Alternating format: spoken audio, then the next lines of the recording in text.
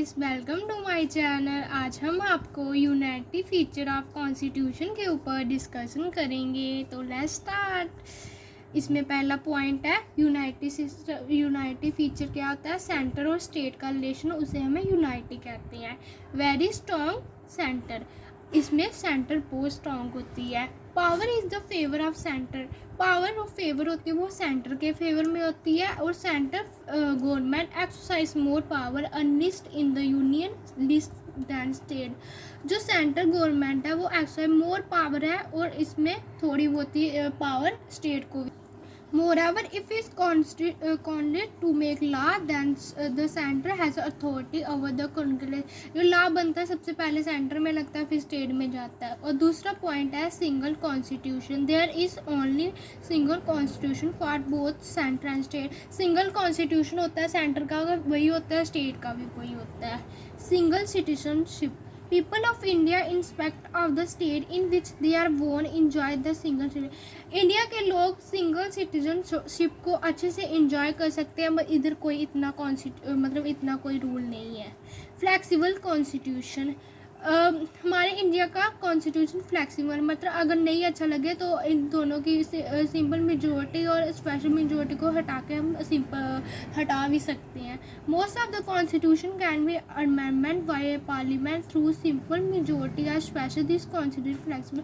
अगर कोई भी लॉ हो, अगर उस लॉ को नहीं अच्छा लगे तो दोनों मतलब सेंटर और स्टेट के MP मतलब लोकसभा राज्यसभा उनके मेंबर जाके वोटिंग कर सकते हैं। अगर जितनी वोटिंग ज़्यादा होगी तो ये राइट हो जाएगा। अगर कॉन्स्टिट्यूशन अच्छा, अगर मतलब कोई भी लॉ अच्छा नहीं होगा।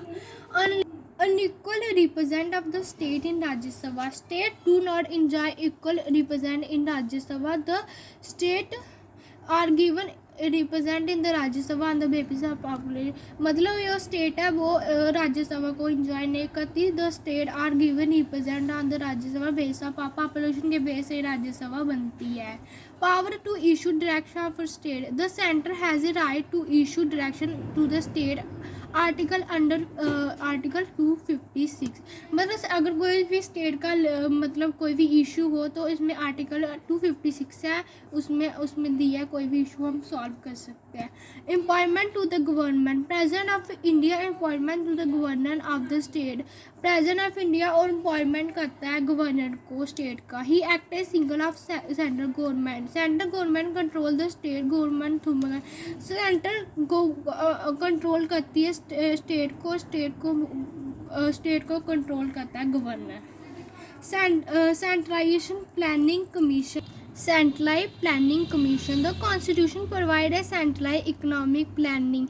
economic commission is a central agency head by PM। जो planning economic का center head होता है PM। planning commission is another form of center dominate by, जो planning commission करता है पहले center के पास आती है, वो center dominate करता है state में, तभी state गवर्नमेंट चलती है। तो इसका next point है common election machinery।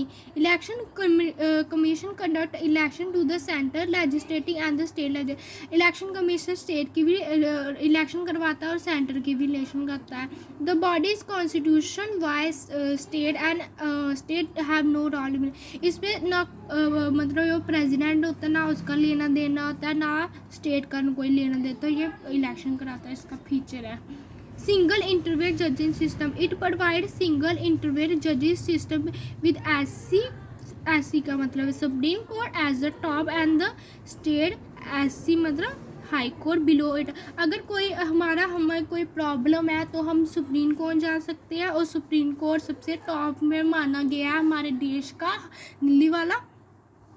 और अगर इस मतलब आपको थोड़ी प्रॉब्लम है तो हम हाई कोर्ट में जा सकते हैं जो बिलो है थोड़ा देश का।